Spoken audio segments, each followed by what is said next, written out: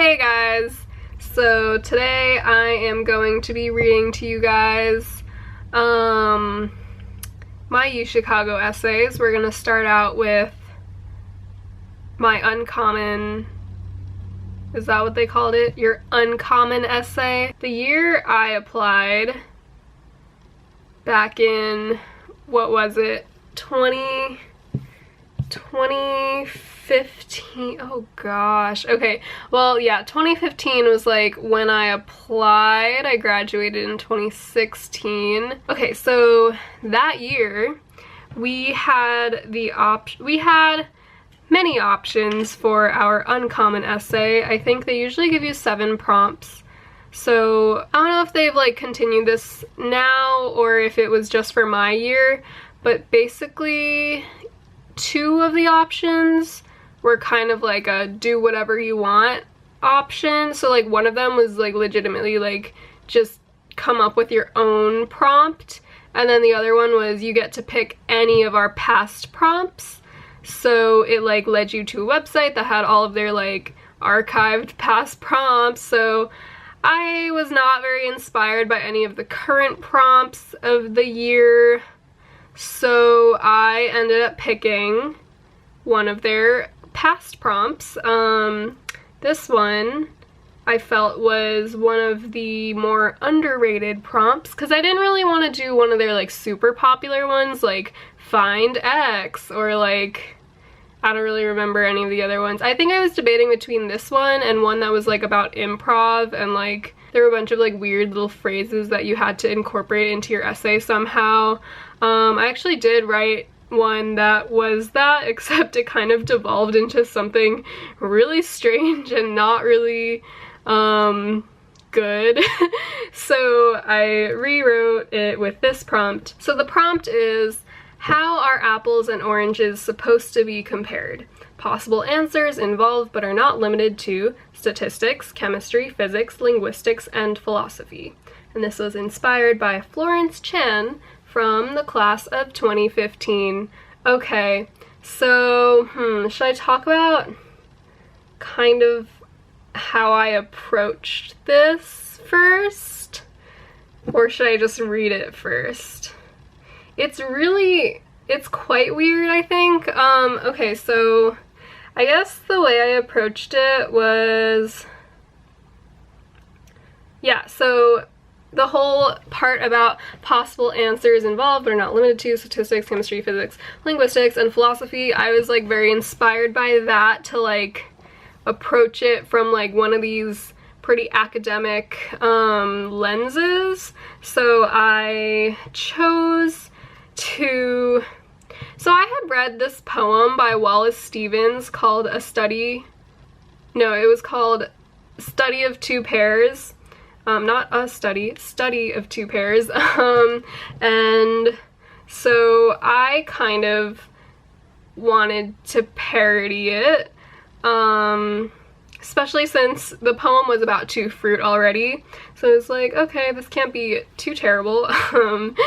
So yeah, I decided to parody his poem, and then I wrote like a little bit of an intro, just like rambling about Wallace Stevens or whatever, and then I wrote a little bit of an outro interpreting my parody. And I kind of throw a ton of shade at Wallace Stevens in this piece. And this was like, I honestly did not look too much into who Wallace Stevens even was. So yeah, I didn't really even know what I was really talking about, but for some reason I thought he was super pretentious. I guess no, yeah, okay, the only thing I saw of Wallace Stevens was this poem and I thought it was super pretentious. I don't really know what I was doing here. Okay, let's just get into it. Okay. How are apples and oranges supposed to be compared? Possible answers. Okay, I already read that part, didn't I? Okay. Opusculum pedagogum. Why Wallace Stevens decided to start a poem this way is still a mystery to me. Maybe he thought the English translation, a small work with the purpose of teaching something, was too cumbersome when read out loud, or perhaps he just assumed that the intended audience would understand Latin. How highbrow. Because if Study of Two Pairs was published in 1942, no one would have had Google Translate to lean on, as I just did. But then the very next line, the pairs are not biles, is in English. If knowing Latin is such a prerequisite to understanding his work, why didn't he just write the entire poem in Latin? Did he expect his readers to be fluent in both English and Latin? While I may find it easy to lash out on Wallace Stevens for neglecting his readers, but seriously, not even a footnote, he seems to find it even easier to teach us a lesson about two pairs. But comparing a pair with another pair is not a difficult task. They are both pairs. The real difficulty here is writing a study of not two pairs, but of one apple and one orange. Let's see how this goes. 1. The apple is round.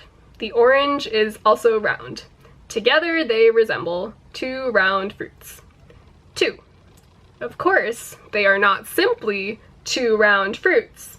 One is red, bleeding into yellow post-it note skin. 3. The other is orange, pores evident. Its flesh separated by a layer of fibrousness. 4. When scrutinized, the apple becomes drained of color. Its flushed exterior dims beside the orange. 5. The orange cares not about the failings of its partner. It believes in competition and it is not losing. 6. Their shadows are both the same shade, gray on white paper, and the same ellipse shape that only we can see. In this elaborate attempt at outshining Wallace Stevens in his own craft, and let's be real, no matter how much I bash him for being pretentious, I am no Wallace Stevens, we come to two conclusions. 1. While they both begin at different but equivalent footing, for whatever reason the apple falls behind, and the orange believes that it is ahead in the race of who is the brighter fruit. But what neither of them knows is that their rivalry is not what they will be remembered by. Their shadows are the legacies they create for themselves, and regardless of who is ahead superficially, they will both leave the same gray ellipses in their wakes. And 2, oranges are jerks, just like Wallace Stevens. Oh my god! This essay, oh wow, okay. I don't remember myself as being this savage, honestly, in my college essays. Okay, hope you guys thought this was enlightening in any way.